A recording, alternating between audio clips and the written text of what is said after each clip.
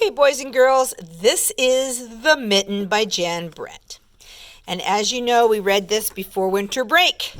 And now we'll read it again. And Jan Brett always shows you a picture on the far side, left side of the page as to what is going to be, has already happened. And on this side of the page is what is going to happen. So we will look through this right now. So here we are. Here's Grandma, or Baba in the Russian culture. And here is a snowy day. Once there was a boy named Nicky who wanted his new mittens made from wool as white as snow. And here his grandma is knitting him the mittens. And as you see, she has yarn that's white as snow. But at first, Grandmother Baba did not want to knit white mittens. If you drop one in the snow, she warned, you'll never find it. But Nicky really wanted snow white mittens, and finally Baba made them for him because grandmas always give us what we want, right? And after she finished, she said, "When you come home, first I will look to see that you are safe and sound. But then I will look to see if you have your snow white mittens." And so off Nicky went, and it wasn't long before he dropped one of those mittens right in the snow, and it was left behind, just like Baba said. And look, this is who's coming next. Then off goes Nicky. He doesn't realize he's lost his mitten. But just then a mole, tired from tunneling along, discovered the mitten. Way over here, see?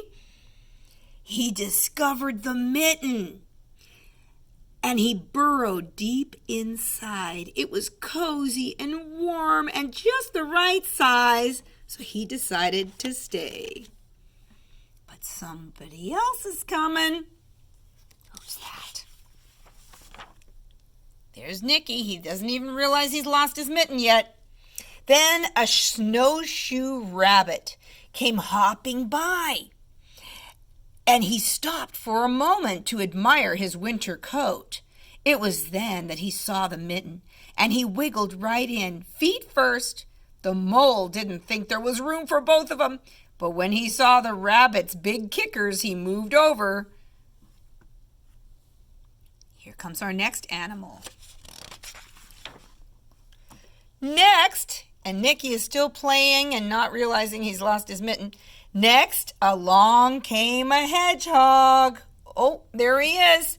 He came snuffling along, having spent the day looking under wet leaves for things to eat. He decided to move into the mitten and warm himself up. The mole and the rabbit were bumped and jostled, but not being ones to argue with someone covered with prickles, they made room. Here comes the next one. Off there is Nicky, still playing. As soon as the hedgehog disappeared into the mitten, a big owl, attracted by the commotion, swooped down. And when he decided to move in also, the mole and the rabbit and the hedgehog grumbled. But when they saw the owl's glinty talons, his sharp claws, they quickly made room and let him in. 'Cause it's important to share, right? Here's our next animal. So now, up through the snow appeared a badger. He eyed the mitten and began to climb in. The mole and the rabbit and the hedgehog and the owl were not pleased. There was no room left. But when they saw his diggers, they gave him the thumb. That means it's okay to get in. Here's our next animal. Then it started snowing, but the animals were snug in the mitten. A wall of warm steam rose in the air, and a fox, trotting by, stopped to investigate. Just the sight of the cozy mitten made him feel drowsy. The fox poked his muzzle in. When the mole and the rabbit and the hedgehog and the owl and the badger saw his shiny teeth, they gave the fox lots of room. He said, "Okay, We'll make room for you. And they all squeezed in. Now look who's coming. A great bear lumbered by, and he spied the Mitten, all plumped up. Not being one to be left out in the cold, he nosed his way in. The animals were packed in so tightly, as tight as can be, but what animal would argue with the bear? So the Mitten swelled and stretched. It was pulled and bulged to many times its size, but Baba's good knitting held fast, even with the gigantic bear squeezing in there. And look who's last. Then Nicky is maybe just realizing that he has lost his Mitten now. He only has one. Along came a meadow mouse, no bigger than an acorn. She wiggled into the one space left and made herself comfortable right on top of the bear's nose.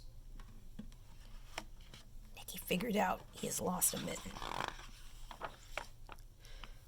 Wait, we went too far, one too many. And this is the part where the bear, tickled by the mouse's whiskers, gave an enormous sneeze. Choo! And the force of the sneeze shot the Mitten way into the sky and scattered the animals in all directions. Off they go, all over the place. Then, on his way home, Nicky saw a white shape in the distance.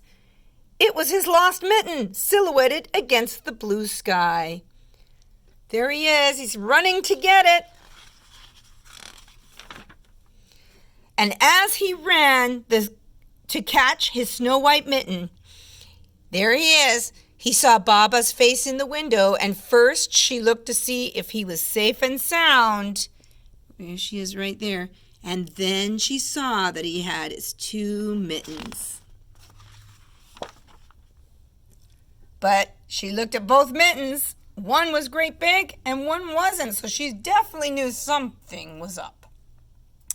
And that's the story of the Mitten. Thank you, boys and girls. We'll have our next story pretty soon.